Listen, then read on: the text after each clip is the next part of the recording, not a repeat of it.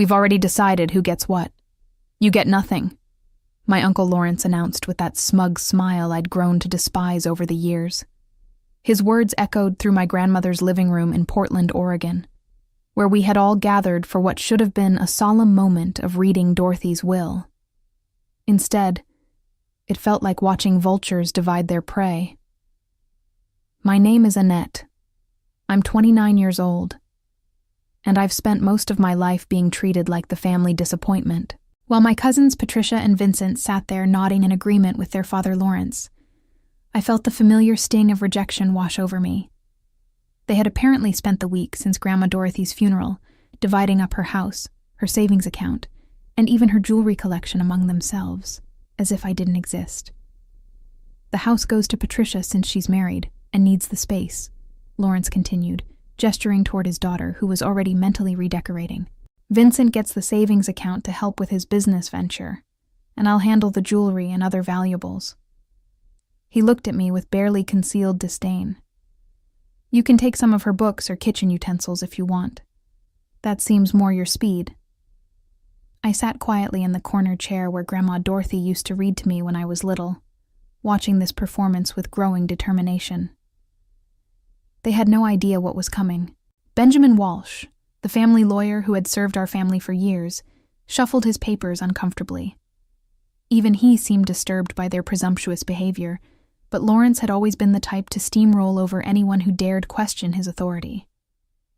Patricia leaned forward eagerly. When can we start clearing out her things? I want to have the house ready for my family by next month. The casualness with which she discussed dismantling our grandmother's life made my stomach turn. This was the same woman who had visited Dorothy maybe twice in the past 3 years, and only when she needed money. Vincent chimed in. I've already talked to the bank about transferring the accounts. They said it should be straightforward once we have the will. His confidence was remarkable considering he hadn't even bothered to attend Dorothy's 80th birthday party last year, claiming he was too busy with work. But I knew something they didn't know. As Benjamin prepared to read the official document, I reached into my purse and pulled out a small USB flash drive. The weight of it felt insignificant in my palm, but I knew it contained the power to shatter their carefully laid plans. Dorothy had been much smarter than any of them realized, and she had prepared for this exact moment with the precision of someone who had watched her family's true nature reveal itself over the years. Growing up in this family had taught me early that love was conditional, and I apparently never met the conditions. Lawrence had always been the golden child in Dorothy's household, or so everyone believed. He was the successful financial planner who drove expensive cars and lived in the prestigious West Hills neighborhood. Patricia followed in his footsteps, marrying a doctor and producing 2 children who were paraded around as the family's pride and joy. Vincent, though younger and less established, had inherited Lawrence's arrogance and sense of entitlement. Then there was me, the daughter of Dorothy's youngest child, who had died in a car accident when I was 12. I had come to live with Dorothy not out of choice, but out of necessity. My father had never been in the picture, and with my mother gone, Dorothy was my only family. While Lawrence and his children saw me as a burden, Dorothy had welcomed me with open arms and genuine warmth that I had never experienced before. "You're my little sunshine," Dorothy used to tell me during those early years when grief threatened to consume me. She would sit with me for hours, helping with homework, listening to my fears about fitting in at school, and assuring me that I belonged in her heart if nowhere else. While Lawrence's visits were brief and focused on what Dorothy could do for him, I spent every day after school in her kitchen, learning her recipes and listening to stories about her life. The irony wasn't lost on me that Lawrence, who had built his career advising people about financial planning and family wealth management, had completely misunderstood his own mother's intentions. He saw Dorothy as an aging woman who needed his guidance and protection, never recognizing that she was still sharp as a tack and perfectly capable of making her own decisions. Patricia would call occasionally to complain about her husband or ask for help with the grandchildren's expenses, while Vincent treated Dorothy like an ATM, showing up whenever his latest business venture needed funding. But I had been there through everything. When Dorothy was diagnosed with diabetes, I learned how to monitor her blood sugar and prepare diabetic-friendly meals. When she fell and broke her hip at 78, I took a leave of absence from my job at North Peak Engineering to care for her during recovery. While the others were busy with their own lives, I was the one who drove her to doctor appointments, organized her medications, and made sure she never felt alone or forgotten. Dorothy had noticed the difference in treatment, though she rarely spoke about it directly. Sometimes I would catch her watching Lawrence's interactions with a sad expression, or see her shake her head when Patricia would rush through a phone call without asking how Dorothy was feeling. She had a way of observing people's character that came from decades of experience, and she had been taking careful notes on all of us for years. The depth of her awareness would shock them all very soon. The moment that changed everything happened 6 months before Dorothy's death, though I didn't realize its significance at the time. I had arrived at her house for our usual Sunday dinner to find her sitting at her kitchen table with tears in her eyes. Lawrence had just left after what appeared to be a heated conversation, and Dorothy looked more hurt than I had ever seen her. "He thinks I'm losing my mind," she said quietly, wiping her eyes with a tissue. "Lawrence came here today with papers from some lawyer, trying to get me to sign over power of attorney to him. He said it was for my own protection, that I couldn't be trusted to handle my own affairs anymore." I sat down beside her, feeling anger build in my chest. "What did you tell him?" Dorothy straightened her shoulders with the dignity that had always defined her. "I told him that my mind is perfectly clear, and if he ever tried something like that again, he would regret it. But Annette, the way he looked at me, like I was already dead, and he was just waiting to collect his inheritance." She shook her head sadly. "I've worked my whole life to build something to leave to my family, but I'm starting to wonder if they see me as anything more than a bank account." That conversation had been a turning point for Dorothy, though she hadn't shared the full extent of her plans with me until much later. Over the following months, I noticed changes in her behavior. She became more secretive about her legal affairs, mentioning appointments with lawyers that she hadn't used before. She also started asking me more questions about my dreams and plans for the future, as if she was trying to understand what truly mattered to me. The revelation came 3 weeks before her death, when she called me over on a Thursday evening and led me to her bedroom. She pulled out a shoebox from under her bed and opened it to reveal a small video camera and several legal documents I had never seen before. "Annette, I need you to understand something very important," she began, her voice serious but calm. "I've been watching this family for years, and I've finally seen everyone's true character. Lawrence thinks I'm a foolish old woman who needs his protection, but I've been planning something that will teach all of them about assumptions and respect." She explained that she had created a fake will, the one that Benjamin Walsh would read at the official gathering. It was designed to sound plausible enough that Lawrence and his children would believe it reflected her actual intentions. But the real will, she told me, was locked in a safe deposit box at First National Bank downtown, along with instructions for her actual attorney, Theodore Wilson. "The reading will be quite a show," Dorothy said with a mischievous gleam in her eyes that reminded me why I had always loved her so much. The day of the will reading arrived gray and drizzly, typical Portland weather that seemed to match the family's mood.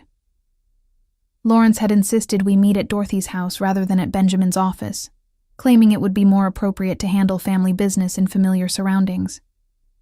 What he really wanted was to maintain control over the proceedings and ensure that everything went according to his predetermined plan. Patricia arrived first, already carrying boxes and bubble wrap. "I figured we could start packing some things right after the reading," she explained to Lawrence, completely ignoring me as I sat on Dorothy's favorite couch. "I've already measured the dining room set, and it will fit perfectly in our new breakfast nook." Vincent showed up 20 minutes late, looking distracted and checking his phone constantly.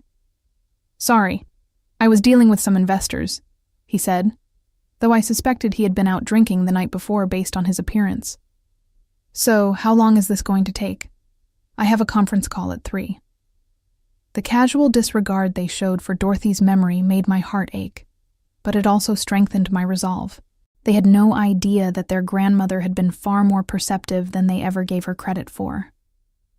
While they saw an aging woman who needed their guidance, Dorothy had been carefully orchestrating a lesson about character and consequences that would reshape their understanding of family dynamics forever. Benjamin Walsh arrived precisely at 1 o'clock, carrying his briefcase and wearing the expression of a man who was about to deliver unwelcome news. He had worked with our family for over 15 years, handling various legal matters, and I could tell he was uncomfortable with Lawrence's presumptuous behavior. Benjamin was old school in his approach to legal proceedings, believing that wills should be read with dignity and respect rather than treated like a shopping list. "Before we begin," Lawrence announced, standing up like he was chairing a board meeting, "I want everyone to understand that we've already discussed the practical distribution of Mother's assets. Patricia will take the house since she has a family. Vincent will handle the financial accounts to help with his business expansion, and I'll manage the valuables and personal items. This should make the actual reading much more efficient." Benjamin looked at him with barely concealed disapproval. "Mr. Lawrence, the purpose of this gathering is to read your mother's will and learn her actual wishes. Any decisions about distribution need to be based on her legal instructions, not family assumptions." Of course," Lawrence waved dismissively. "But Mother and I discussed these arrangements many times. She understood that I would know how to handle everything appropriately." I had heard this lie so many times over the years that it barely affected me anymore. Lawrence had a remarkable ability to rewrite history in his favor, convincing himself that conversations that had never happened were actually detailed planning sessions. Dorothy had complained to me repeatedly about his tendency to make decisions on her behalf without consulting her actual preferences. Patricia was already taking pictures of various pieces of furniture with her phone, while Vincent had wandered into the kitchen to examine Dorothy's collection of vintage appliances. Their behavior was so callous that even Benjamin seemed taken aback by their lack of basic decorum. This was supposed to be a moment of honoring Dorothy's memory and learning about her final wishes, but they had turned it into a treasure hunt. As Benjamin opened his briefcase and pulled out the official-looking document that would serve as the fake will, I felt in my purse for the USB drive Dorothy had given me. The weight of it seemed to pulse with anticipation, like a heartbeat counting down to the moment when everything would change. Dorothy's plan was about to unfold exactly as she had designed it, and I was the only one in the room who understood what was coming. Benjamin cleared his throat and began reading the fake will in his formal legal voice. "I, Dorothy Elizabeth Morrison, being of sound mind and body, do hereby declare this to be my last will and testament." The document was carefully crafted to sound authentic, while containing just enough ambiguity to make Lawrence and his children confident in their predetermined arrangements. As Benjamin read through the standard legal language about debts and funeral arrangements, I watched Lawrence's expression grow increasingly satisfied. Patricia was nodding along, mentally calculating the value of various bequests, while Vincent seemed bored by the formalities and eager to get to the financial details. None of them noticed that Benjamin kept glancing at me with a curious expression, as if he sensed there was more to this situation than met the eye. "To my son Lawrence," Benjamin continued, "I leave my personal jewelry collection and household furnishings, recognizing his responsibility as head of the family." Lawrence actually smiled at this, probably already planning how to liquidate Dorothy's diamond rings and gold bracelets.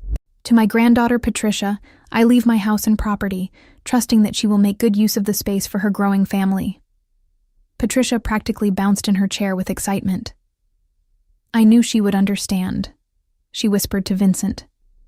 "Grandma always said the house should stay in the family." This was completely untrue. Dorothy had never expressed any such sentiment to me, and I had spent far more time with her than Patricia had over the past decade.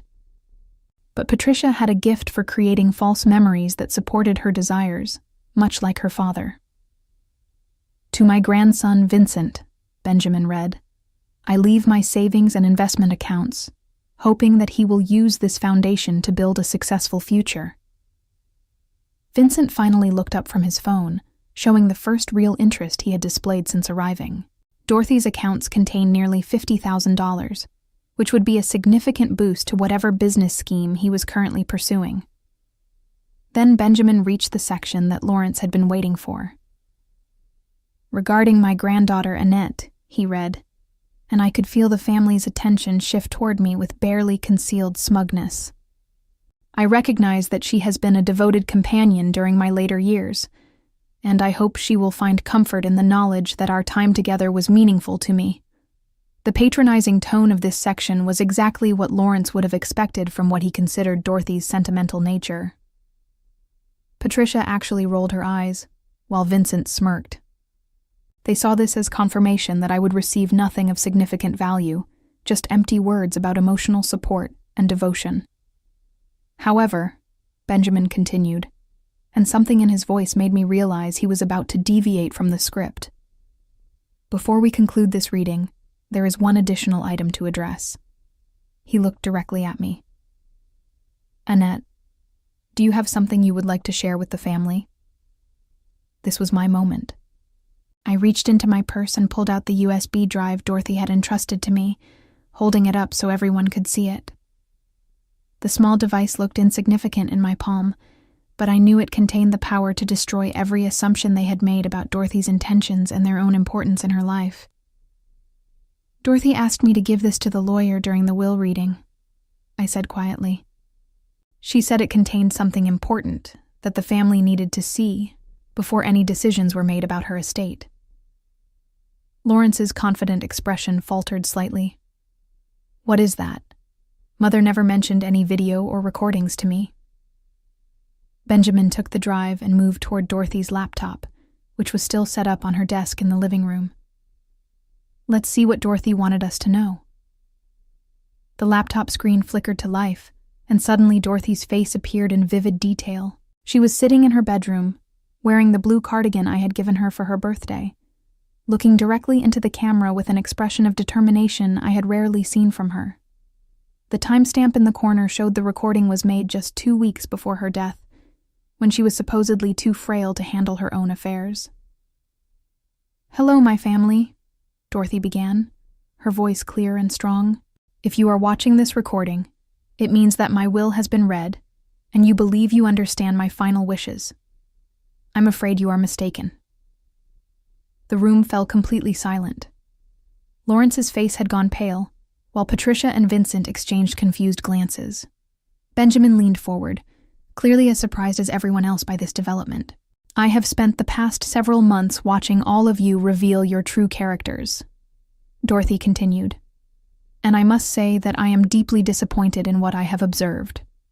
Lawrence, you have treated me like an incompetent child who needs your protection, while constantly pressuring me to sign over control of my assets to you. You see me as a burden to be managed rather than a person deserving of respect."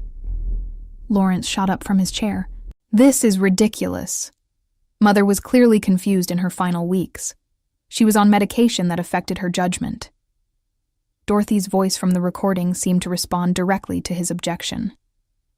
"I know that some of you will claim this recording was made during a period of mental incompetence, but let me be very clear about my state of mind. Last week, I completed complex mathematical calculations with my financial advisor, revised my insurance policies, and had a lengthy discussion with my doctor about treatment options. My mind is perfectly sharp, and my decisions are based on years of careful observation." Patricia was staring at the screen in horror. "Grandma, what are you saying? We've always tried to take care of you." "Patricia," Dorothy's image continued, as if she could hear the protest. "You have visited me exactly 12 times in the past 3 years, and most of those visits were requests for financial assistance. You complained to your father that spending time with me was inconvenient, and you only showed interest in my house when you decided you wanted a larger home for your family. Your concern for my welfare has always been secondary to your concern for what you could gain from our relationship." The accuracy of Dorothy's observations was devastating. I remembered several occasions when Patricia had indeed complained about having to visit, treating it like an obligation rather than an opportunity to spend time with someone who loved her. "Vincent," Dorothy continued, turning her attention to her youngest grandson, "you have asked me for money 17 times since you turned 18. but you have never once asked me how I am feeling, or whether I need anything from you. You missed my birthday party because you claimed to be busy with work, but Annette told me she saw you posting pictures from a golf tournament on social media that same weekend. Vincent's face flushed red with embarrassment and anger. This is insane. She's trying to manipulate us from beyond the grave. The manipulation, Dorothy said, as if anticipating this exact response, has been coming from all of you. You assumed that because I am elderly, I was also foolish. You made decisions about my property and my money as if they already belonged to you, without ever asking what I actually wanted or needed. The recording paused for a moment as Dorothy seemed to collect her thoughts, and then she looked directly into the camera with an expression of absolute certainty. The will that was just read to you is completely false. I created it specifically to test your reactions and confirm what I already suspected about your motivations. Dorothy's words hit the room like a physical blow. Lawrence stumbled backward, his face cycling through shock, confusion, and growing rage. Patricia let out a strangled gasp, while Vincent grabbed the edge of Dorothy's coffee table as if he needed physical support. My real will, Dorothy continued from the screen, is currently locked in safe deposit box number 247 at First National Bank on Southwest Morrison Street. It has been there for 3 months, along with detailed instructions for my actual attorney, Theodore Wilson, who works with the firm of Wilson & Associates downtown. This can't be legal, Lawrence sputtered, his voice cracking with desperation. Benjamin, surely this doesn't override the official will. This could be anyone on that video. It could be doctored or fake. Benjamin was staring at the screen with fascination and growing respect. Actually, Lawrence, if this recording can be authenticated and if there is indeed another will that was executed properly, then yes, it would supersede any previous documents. Dorothy smiled on the screen, an expression of quiet satisfaction that I remembered from the times when she had outmaneuvered Lawrence during family arguments. I know you are probably questioning the authenticity of this recording, so I have included several details that only I would know. Lawrence, you have a scar on your left shoulder from falling off your bicycle when you were 9 years old, trying to impress Sally Henderson from down the street. Patricia, you still sleep with the stuffed rabbit I gave you when you were 6, though you told your husband you threw it away years ago. Vincent, you borrowed $200 from me last Christmas and claimed it was for your mother's gift, but you actually spent it on lottery tickets. Each revelation was like a precision strike. I watched their faces change as they realized Dorothy had been far more observant and aware than they had ever imagined. She had been collecting these details for years, storing them away as proof of her mental acuity for exactly this moment. Annette, Dorothy said, turning her attention to me through the camera, has been my true companion and support for the past 17 years. While the rest of you were busy with your own lives, she spent every day making sure I was comfortable, healthy, and never lonely. She is the only one among you who loved me unconditionally, without any expectation of financial reward. The warmth in Dorothy's voice when she spoke about me was unmistakable, and I felt tears starting to gather in my eyes. Even from beyond the grave, she was still protecting and defending me. Therefore, Dorothy announced with the finality of a judge delivering a verdict, I am leaving my entire estate to Annette Morrison. This includes my house, all savings and investment accounts totaling approximately $2.8 million, my jewelry collection, and any other assets I own at the time of my death. The silence that followed was profound and absolute. Vincent's mouth hung open as if he had forgotten how to close it. Patricia made a sound somewhere between a sob and a scream. Lawrence's face had turned an alarming shade of purple as the full implications of Dorothy's announcement sank in. Furthermore, Dorothy continued, clearly enjoying the thoroughness of her revelation, I want all of you to understand that this decision was not made in anger or spite, but after careful consideration of how each of you has treated me throughout my life. Annette earned this inheritance through 17 years of genuine love, care, and devotion. The rest of you assumed you would receive it simply because you exist. At that moment, As if Dorothy had orchestrated every detail with supernatural precision, the house phone rang. Benjamin glanced at the caller ID and his eyebrows rose in surprise. "It's Wilson and Associates," he announced. The timing was so perfect, it almost seemed impossible. But I remembered Dorothy's obsession with punctuality and her love of dramatic timing. She had clearly calculated exactly how long the fake will reading and video playback would take, down to the minute. Benjamin answered the phone and put it on speaker. "This is Theodore Wilson from Wilson and Associates. I was instructed by my client Dorothy Morrison to contact this number at exactly 2:30 p.m. today, 30 minutes after her scheduled will reading. Is the Morrison family present?" "We're all here," Benjamin replied, his voice carefully professional despite the chaos surrounding him. "Excellent. I have Dorothy Morrison's actual last will and testament in my possession, and I need to schedule an appointment to execute her final wishes properly." Lawrence found his voice at last, though it came out as barely more than a croak. "This is fraud. This whole thing is a setup." "Sir," Theodore Wilson replied calmly, "I have been working with Dorothy Morrison for the past 4 months to ensure that her final wishes were legally sound and properly documented. Every aspect of this process has been reviewed by multiple attorneys and notarized according to Oregon state law. If you would like to contest the will, that is certainly your right, but I assure you that everything was done correctly." Patricia finally spoke, her voice shaking with rage and disbelief. "Annette, did you know about this? Did you help her plan this whole charade?" I looked at each of them calmly, feeling a peace I hadn't experienced in years. Dorothy had given me more than just an inheritance. She had given me validation and justice after a lifetime of being treated as lesser than. Dorothy told me about her plans 3 weeks before she died. She wanted me to understand what was happening and why she had made these decisions.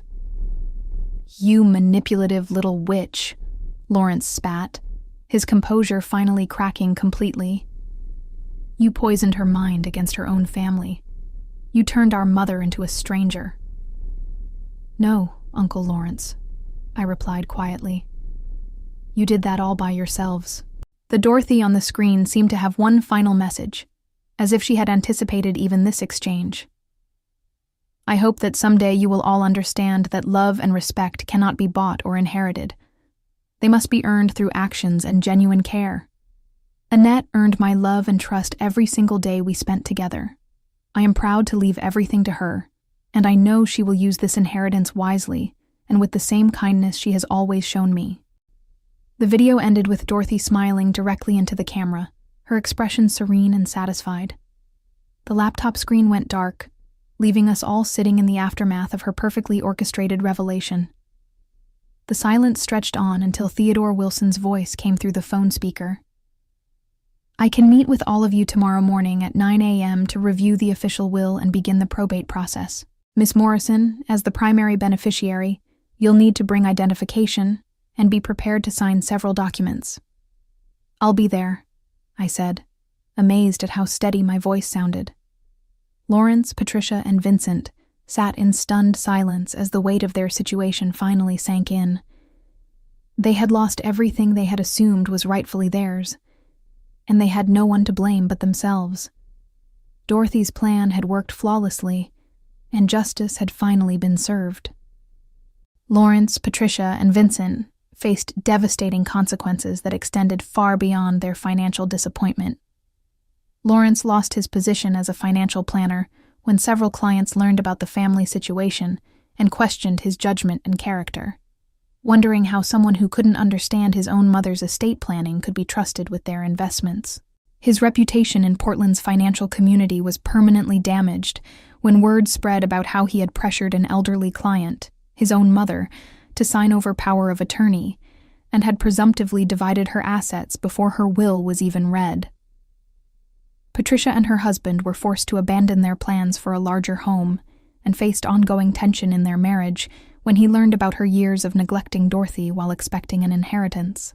Vincent's business ventures collapsed when potential investors discovered his entitled attitude toward family wealth and his pattern of asking elderly relatives for money, making them question his work ethic and financial responsibility. The three siblings became cautionary figures in their social circles, known as the family members who had been so cruel and presumptuous that their own mother had orchestrated an elaborate deception to teach them about character and consequences.